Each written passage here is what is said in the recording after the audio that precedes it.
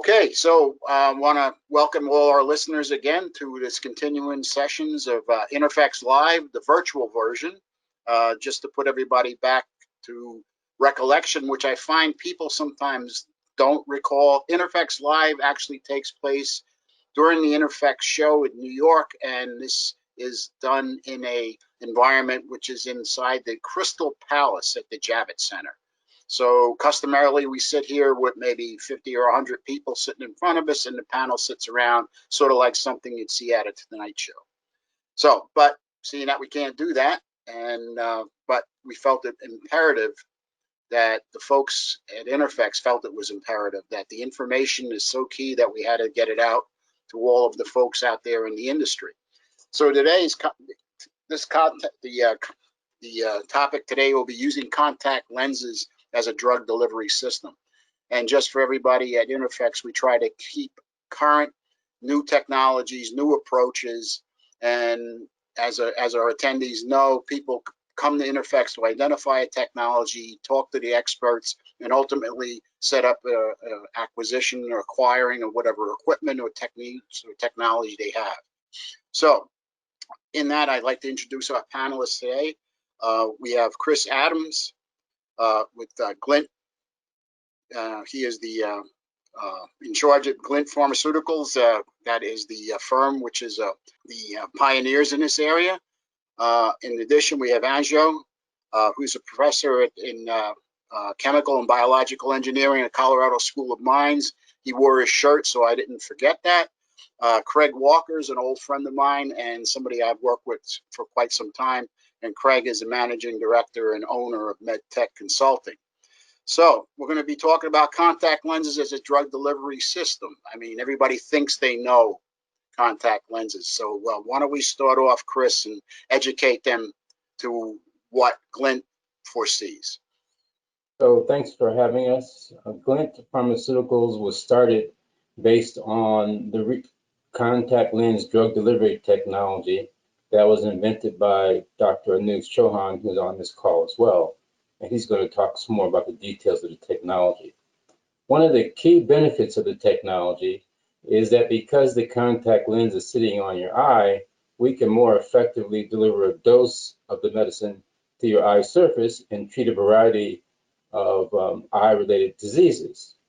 And because it's sitting on your eye as part of the contact lens device itself, we're going to increase patient compliance for drug delivery and increase their prescription efficiency as well. So we think this device is going to help a number of patients in the compliance area as well as delivering a more efficient amount of drug to the eye surface. Just a fun fact, right now, patient compliance for eye drops is less than 50%. So we think we're going to increase that significantly and help a number of patients. And Anuj, why don't you talk about some of the details of the technology?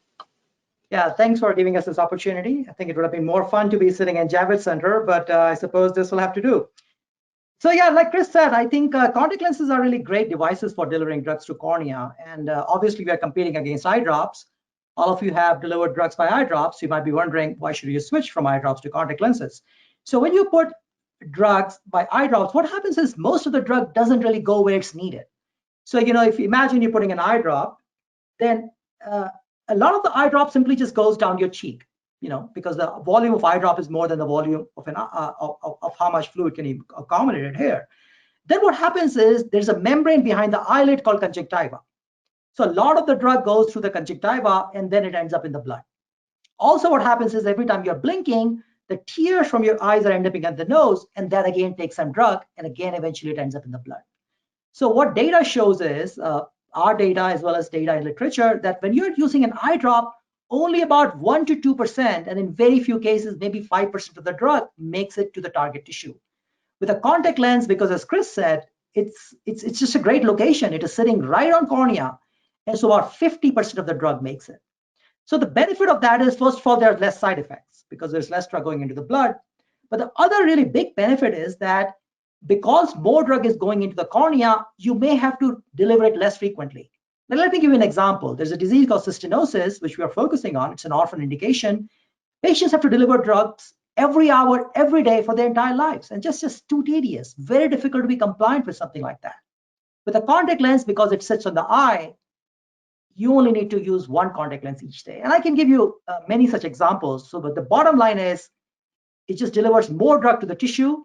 Therefore, you will need less frequency, there'll be better efficacy and better compliance. So, Craig, what are the main challenges in developing this contact lens? It sounds to me like it's a great idea, but give us some insight based on your vast experience in this area. So I've had 20 plus years in the contact lens business, and as you know, the polymer and the material is very, very important for the contact lens. So getting a drug to sustain similar to like a drug patch where you have some kind of release curve is not an easy thing to do, where you're messing with the chemistry and all the other performance aspects of contact lens.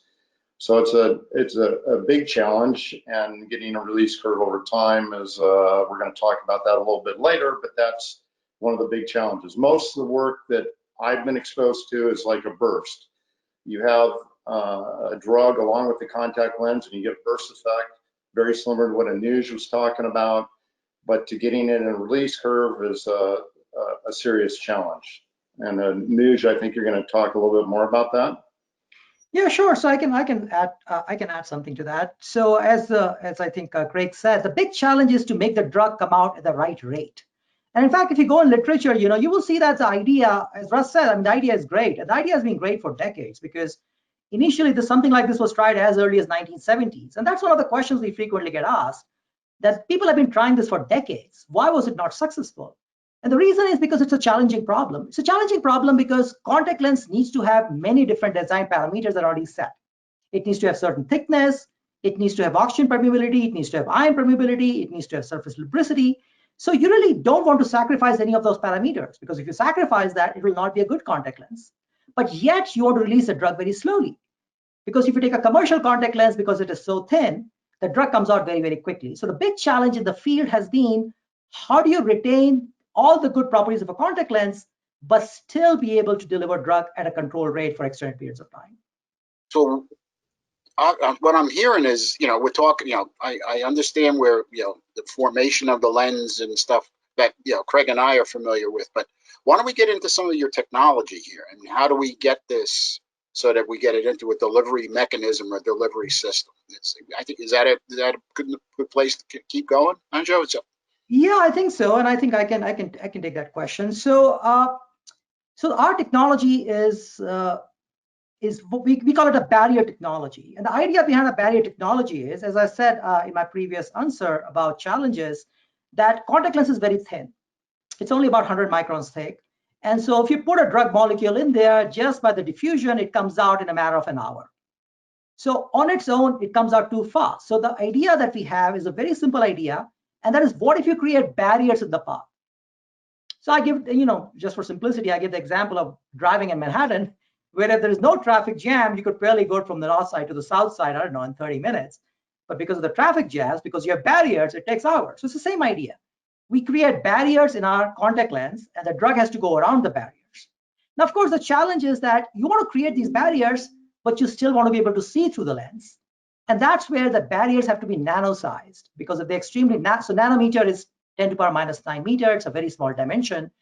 So if you are able to make these barriers to be very small, then they don't scatter visible light. So the lens remains transparent, but yet the drug molecules get blocked and the drug molecules go around it. So our invention was that we figured out that if you load the contact lens with vitamin E, and vitamin E is a great molecule because it's really a very biocompatible molecule.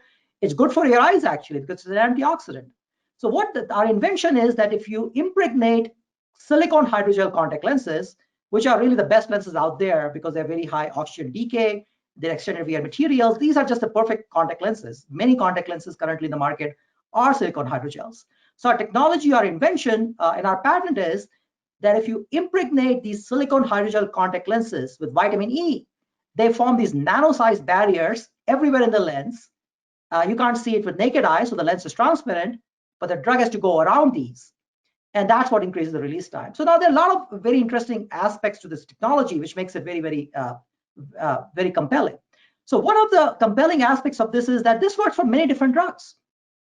Because it is a barrier, almost every drug has to go around the barrier. If you're going around a traffic jam, it doesn't matter what kind of car you drive. So therefore, it works for many, many different drugs. And that's a very compelling idea because we don't have to reinvent the wheel every time we design a new drug. Another great aspect of this technology is that we can tune it to get whatever release duration you want. Because by putting in different amounts of vitamin E, we can essentially get whatever release duration you want.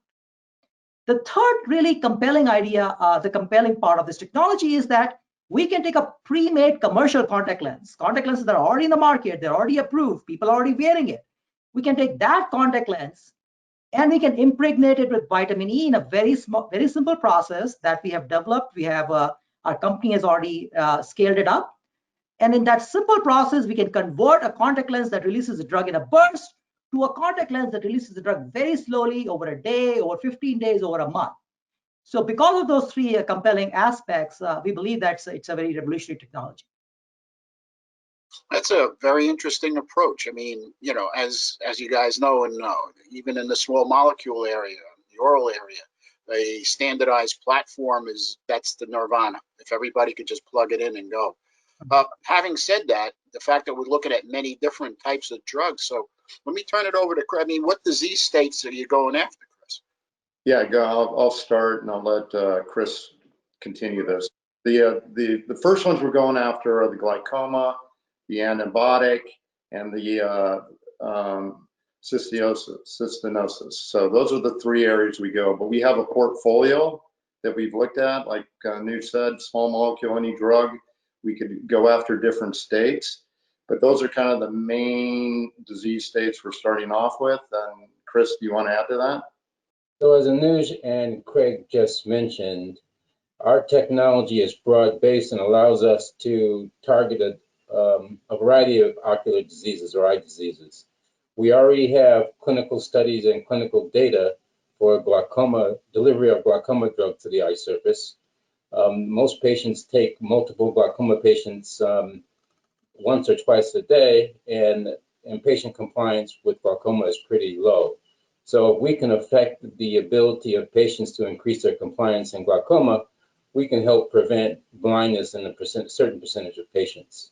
On the cystinosis front, where Anuj mentioned these patients have to take a drop of the cystinosis drug 1 hour every day for the rest of their life, every hour every day for the rest of their life, the compliance with that is pretty low, as you can imagine. You can imagine a teenager who's 15 to 17 taking an eye drop every hour every day for the rest of their life. They're just not going to do it.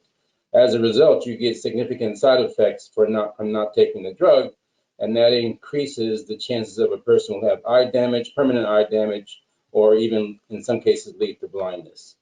And then on the antibiotic lens front, we have the ability to treat a variety of ocular wounds, from infection to post-surgical applications to injury to the eye. So our technology is broad-based, and we're taking a off-the-shelf contact lens, combining it with an approved pharmaceutical to create a product that can treat many diseases. I find this a lot of these disease states, at least from my where I come from in pharmacy, is they refer to them as being treated with polypharmacy. In other words, multiple medications. So, Anuj, let me pose this question. So, if I'm going to be prescribed lantinoprost or zolamide, 2 or 3 in a glaucoma, how do you deal with that? Do you wear multiple contacts, or how do you deal with that? Yeah, great question, Russ. And I think in my previous answer, when I was talking about technology, like I mentioned, the great thing about the technology, it works for many different drugs. And because it works for many different drugs, you can also actually put the same drugs in the same contact lens. So it can actually, we have already, in fact, our clinical study was done in a lens that released 2 drugs. It was a glaucoma treatment, and we were releasing timolol, which is a very well-known drug, and we were also releasing dorzolamide. And we showed that we can release the 2 drugs simultaneously. We can get very good IOP reduction. Currently, we also have another lens that we have designed, and that is for, as Chris mentioned, what we call post-surgical therapy. So let's say you have cataract surgery, and after cataract surgery, you have to put so many different eye drops in the eye. In fact, my mother, went through cataract surgery just about a year back, and it was difficult for her. She's a little bit on the older side, and then she had to put multiple drops very frequently. So again, we have developed a contact lens that releases 3 drugs simultaneously. We release a dexamethasone, which is a steroid. We release ketorolac for painkiller, and we also release levofloxacin, which is an antibiotic. So we can release all those 3 drugs simultaneously at a controlled rate for about 3 to 4 days, which we believe is just a perfect cocktail therapy for post-surgical intervention. So yeah, it's a great question, and the answer really is that there is no limit to how many drugs in principle we can combine. We have developed many different tricks. So we can combine hydrophilic drugs, we can combine hydrophobic drugs, we can combine large molecule, small molecule. So our goal is to be able to be designing a system where the patient will need only one lens, irrespective of how many drugs that patient needs. Well, I wish I had known. Wish you guys were around when I had my cataracts done. It was quite. It was a lot of drops, a lot of misses. Yeah, I get it. But again, just to be clear, we're talking about putting multiple compounds, multiple drugs into the same lens. So the patient puts in a device. Is that correct? Exactly. Yes. Yeah. All right. So, and how do you this is a little off topic, but are these things custom? These must be custom made practically. Is that the way it works, or what do you? Yeah, I mean, it would depend upon the indication, right? Some indications, like as we said, talked about post cataract. Yeah. It doesn't have to be custom made because a lot of patients do the same therapy. But if there is a very, very specific cocktail of drugs that is very patient specific, in principle, it have to be custom made. Now, if you're talking about custom made from the perspective of the prescription or from the perspective of contact lens fitting, so that's a slightly different question. So, contact lenses, if you wear contact lenses, they come in several different base curves. Base curve is what is called essentially that tells you how well it fits on the cornea. So our product will be coming in a few different base curves. And so the doctor can essentially use whatever base curve that fits the eye very well. It could also come with prescription or without prescription. So for instance, I actually need my glasses. So I could have contact lenses that correct my vision. If a patient doesn't need correction, then we could just make it a 0 power, in which case this will not affect their vision. But I assume that it sounds to me like you're pretty far along. This delivery system, I think, has been pretty well fine-tuned. So based on that, I assume you've got a pretty good host of clinical data then. Yeah, I think I can talk about that. So we have clinical. I think I can talk about what we already have, and then maybe I'll pass it on to Chris for maybe talking about what we're planning to do in future, because we have quite a few studies lined up. So yeah, we started with glaucoma. Glaucoma was our first indication, and the reason we started with that because as you can imagine that it's just a very large population, and also not just a large population, patients who have glaucoma, it's not very well managed with eye drops. In fact, there's a hypothesis that sometimes when you take medication during the day, your pressure is high, is controlled, but at night, because there's no more medication, the pressure might be high, and that could potentially actually lead to the disease progressing. So that's why we thought glaucoma was just a perfect target for us. So there we have considerable animal data and some human data as well, and we have shown that in the clinical study, something very, very interesting. We initially observed this in animal studies, but now we are very happy to report that we are seeing the same behavior in humans. And that behavior is that if you wear these contact lenses that we have developed for just 2 days, you actually get IOP reduction for considerably longer period of time. So, and that's, again, it's a very compelling, because in that case, what the patient will have to do is, they put a contact lens on, let's say for 2 days. After that, they take the contact lens off, and they have to do nothing for the next 5 to 7 days. So that's what we are observing in our clinical trial, and that's our focus, to maybe design a therapy for patients where the patients will not have to wear a contact lens every day. So that's our current study on glaucoma, and we have some clinical data there. Chris, do you want to talk about the studies that we are planning? Yeah, so just to give you and others who may be watching this some context, and maybe asking how big are the markets that we're going after for these particular eye diseases. So in the United States, there are approximately 3 million people who have glaucoma and are taking glaucoma meds today. So that's a pretty significant market. In Europe and the rest of the developed world, you add approximately 6 million more people, and that's almost 10 million people worldwide in the developed countries. So that's a pretty significant market for us. On the antibiotic lens, which would treat wounds, post-surgical applications, and infections, there are about 4 million people in the United States who suffer from those ocular indications every year, and approximately 12 million worldwide in Europe, Japan, and other parts of the developed world. So they're pretty big markets. And on the cystinosis front, as Anuj mentioned, it is an orphan drug indication, and there are about 500 people in the United States who have cystinosis, and about 2,000 in Europe. And so those are the markets that we're going after, and those folks are looking for a solution to make their eye diseases better and to have some of these problems go away. So let me ask you this question. I mean, sounds to me like you've got a lot of data, you got a product, you got a platform. So you know, what do you expect? You know, how long? What do you expect to have your products available? I mean, when are we gonna hit the ground here? So Craig, yeah, go ahead. I'll take that one. We're excited because just recently we've really kind of nailed down the supply chain. So like Anuj mentioned, we have a supply of vitamin E lenses. We have partnerships with compounding pharmacies that we're going through right now. One starting production on Monday. And we have test methods ironed out. We have partnerships with different testing labs on sterility and shelf life and potency. So we're in the works, and the great news, that's also setting us up for the clinical runs with the various drugs. Therefore, we'll start getting voice of customer, not only from the doctors, but the assistants in the office, and obviously the patients. So we're thinking on the short term, kind of the next two months, we could have some products up and available for the public, and probably full some supply by the end of the year, in that kind of time frame. We're talking 2020. That's pretty impressive. That's a pretty novel approach to getting to market. As you and I both know, I mean, usually you and I talk in years, not days or months. That's fabulous. That's fabulous. Let me ask the question which nobody usually likes to ask, and I think Chris, based on what we've been talking about, sounds to me like I should address it to you. And I think the question is really going to come down to is, what about cost?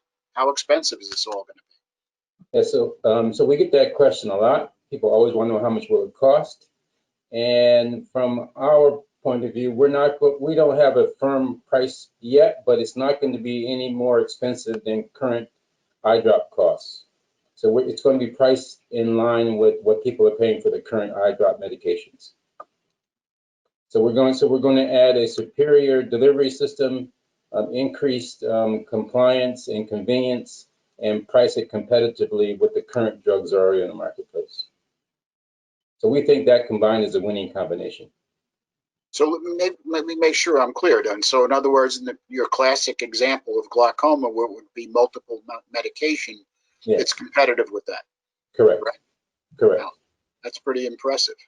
So are they going to be able to correct? Are they corrective lenses, Chris? I mean, Craig. So let me ask you this. Getting back to our discussion before, are they corrective lenses, or can they be, or what is your plan there? Yeah, so Anuj mentioned it a little bit before, and since we're going to have a commercially available contact lens, a silicone hydrogel, you can pretty well fit it per what's available in the market today. Of course, some cases, it depends on what the disease state is. Something that's a bandage lens, you could do a plano, but if you're doing an anti-allergy or something like that, you want daily relief from something, then you could get the correct script, or wear, like Anuj mentioned, you wear a plano and wear your spectacles on top of it. So in theory, you could have anything available that's out there right now. So how long, okay, so the other one question that we had talked about, and Anuj, let's start get back to where you were. I mean, essentially what we're talking about is it's like a matrix system for delivery. Mhm. And, so let me ask you this, how long will the patients have to wear these? I mean, Yeah, great question. And the answer really is it will depend upon indication. So depending upon different diseases, the wear duration will be different. It will also depend on the patients. Like with contact lenses, you have lenses that can be worn daily. They're called daily disposables. There are contact lenses that can be worn for 15 days, and patients make their choice. Some patients don't like to sleep in them. Some patients don't mind sleeping in them. Some doctors don't recommend you sleep in them. So there are really different choices available for contact lenses. And similarly, our systems would also be amenable to different designs. So for disease like cystinosis, we think the best solution out there will be a daily disposable contact lens that the patients will wear only for about 4 to 5 hours each day. They could sleep in them if that's what they choose to do. For some other diseases like glaucoma, it might be better to wear them continuously for maybe 2 days. And then, as we said, maybe take the lens off, not wear anything for the rest of the week. Or in some cases, maybe wear the lens for 15 days. It'll depend upon what drugs we are using, whether you want to deliver the drug continuously over 15 days, or you want to just, as I said, deliver over 2 days and then use the depot that we create. For some other diseases like glaucoma, post-cataract therapy, where you typically have to deliver drops for about 1 week, it might be best to just design a lens that you can wear continuously for 1 week. So really, it will depend upon the disease, and it will also depend on the patients and the doctor. But with our technology, we can essentially adapt it. And again, I think that's really the strength of what we are trying to develop. As Russ, you said, it's a platform technology, and we can adapt it to essentially whatever the target is. I find the technology extremely interesting, simply because it's flexibility, it's acceptance. I think that's the other key. Craig and I'm sure Anjo, you guys look old enough to remember the attempts. I don't think I need to remind everybody of the OcuCert attempt at this, Yes. which was, that. And Craig, I'm just wondering. I think to me, it's always good. I mean, that did not work, and the reason it did not, maybe we should just touch on that a little bit. And I realize, this may be this is a Russ Somma question, but it seems to me you guys are taking a much better path. I mean, when you compare the two technologies, what do you think? It's definitely from an ease of use and ease of application. A contact lens is obviously a lot easier. For you that aren't familiar with the OcuCert, it would fit actually a piece of polymer like a half moon that fit underneath your eyelid, and then it would have a drug release profile. But that is not normal. Today with all the baby boomers like me, that I grew up with contact lenses since the 80s. So something like putting a contact lens is not foreign to me. Where some of these other devices, like the OcuCert, is something very unusual and not common like a contact lens. And yeah, if I could add to that, so the OcuCert, as Craig said, is basically goes in there. So the amount of drug that goes to cornea is actually not going to be very high with OcuCert, because you still have all those problems. You still have drug getting out of it and going into the conjunctiva, getting into the nose. But because the contact lens is on the cornea, the amount of drug that can be delivered to the cornea with a contact lens is actually even far superior to OcuCert. And of course, as Craig mentioned, that if you put something in the fornix and you're blinking, it's possible the stuff will just come off. And with the contact lens, you obviously don't have that problem, because the contact lenses fit so nicely. And also, OcuCert in some cases have the problem of leakage. So if it breaks, you can leak a lot of the drug out. We don't have that problem, because in our case, it's a system where the drug is everywhere. It's not a reservoir where if you develop a crack, the drug comes out very quickly. Because it's distributed everywhere in the matrix, you don't have that problem of toxicity if all the drug comes out. So for those reasons, and also from the commercialization manufacturing point of view, making contact lenses today is easy, as many of you would already know. Many companies make millions of these. And so yeah, from the commercialization manufacturing point of view, also, I think a contact lens-based device is actually easier and less expensive to make. And I think the other piece is this, and I think this is where you guys have hit the nail on the head. I mean, you're not going to make contact lenses. That is something you source. Mhm. So the big hurdle is done. I mean, you know, that piece, and that to me is breakthrough technology. And for the so that I understand, Anuj, these can be corrective or non-corrective, correct? Yes, exactly. Yeah, they could have whatever. Basically, a contact lens that you normally use, we could put the drugs in exactly the same contact lens. So really, if you're already using a contact lens, this is an absolute no-brainer because you're already using a lens. And you know, this is one thing that we haven't really discussed. If you're using a lens, you actually can't use eye drops. You'll have to take the lens off. And so normally it's recommended that you just don't wear contact lenses. And so that's a pain for patients or subjects who normally wear contacts because they can't do it when they're being treated. So in this case, you don't have that problem. Another thing which I think is that after many surgeries, like actually even after glaucoma, not sorry, after glaucoma, but after cataract, sometimes you put a bandage lens anyway to protect the eye. So in that case, what's happening is you're putting a bandage lens anyway, and then on top of that, you're putting eye drops. That's what it's done currently. And as we were talking earlier, when you put an eye drop, not a whole lot of drug goes to the cornea. Now you're putting a eye drop on top of a bandage lens. So again, not a whole lot of drug is going into the cornea. So in that case, you're putting eye drops, you're putting a contact lens. All we're doing is marrying the two together. So therefore, you can see it's just, again, such a simple and elegant solution to the problem. So Chris, let me ask you this. I mean, obviously with the cataract surgery, so the anti-inflammatory, not the anti-inflammatory, but the steroids such as dexamethasone, these are all in your list of to-dos, correct? That's correct. That's incredible. Okay, so let's get back to Craig. Why don't we talk, and again, availability, just so I understand it, the availability we're talking about within 2 months? What do you think?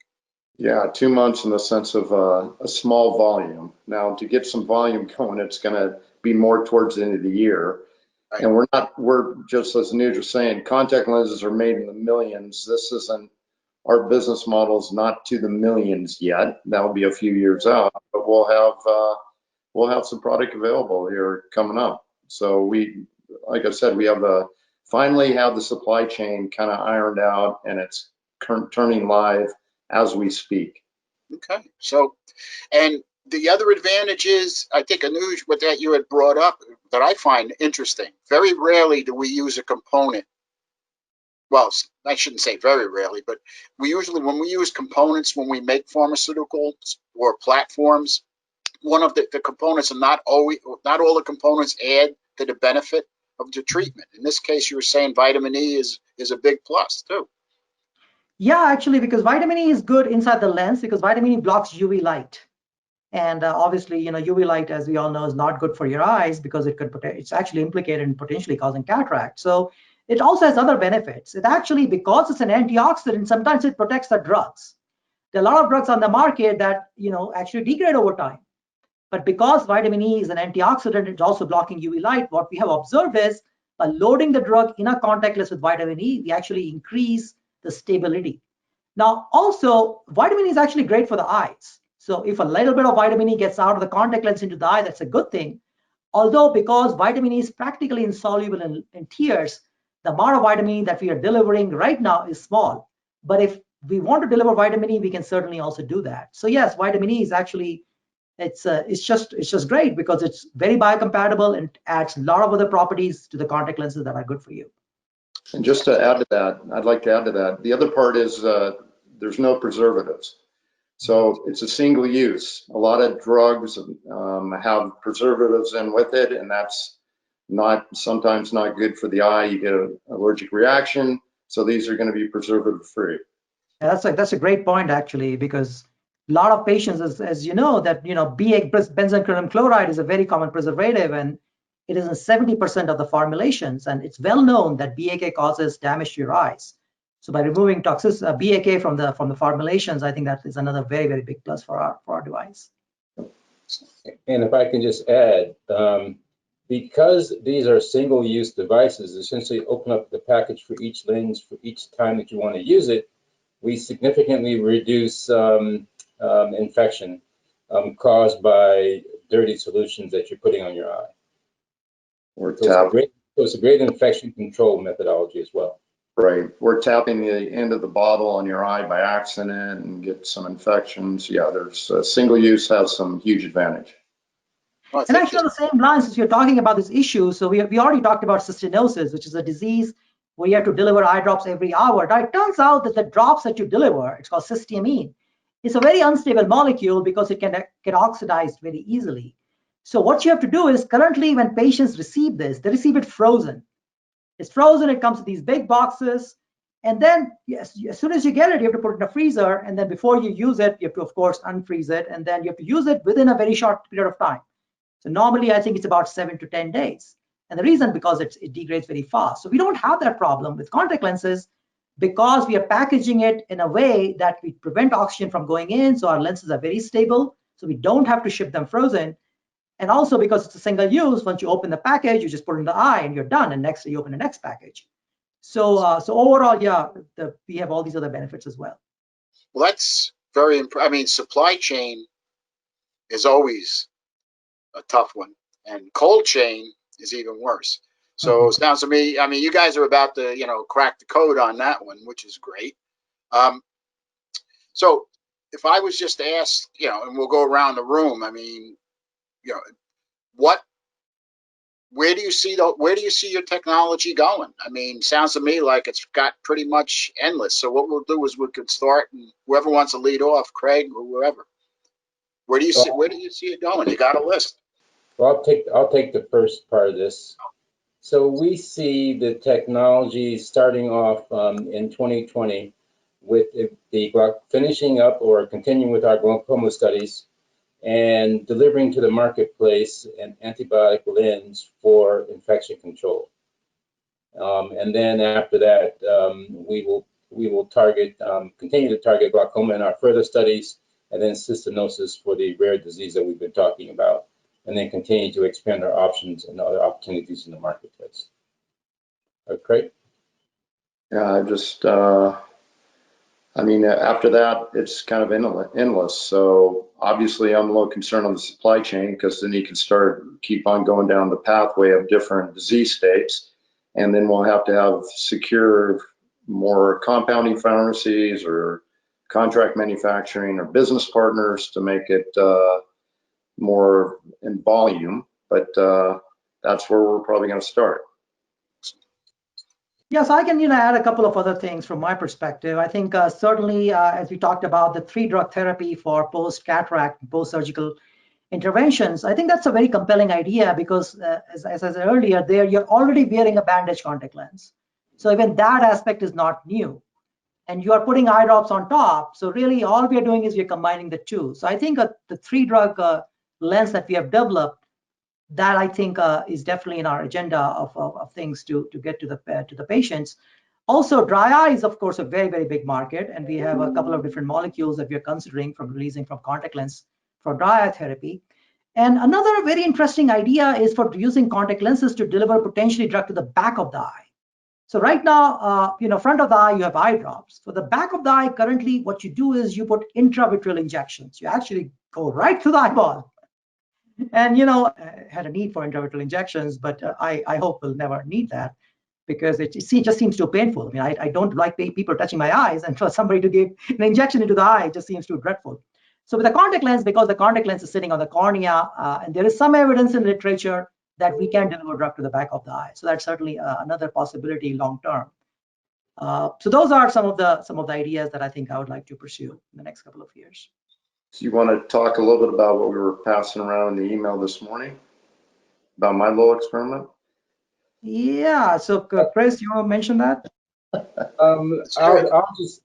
We have a stealth project that's going to be announced at some point in the near future.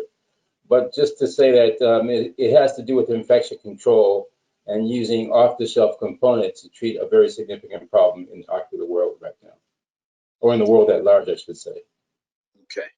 We always have something up our sleeve as a startup company. I think I get the picture. Okay, great.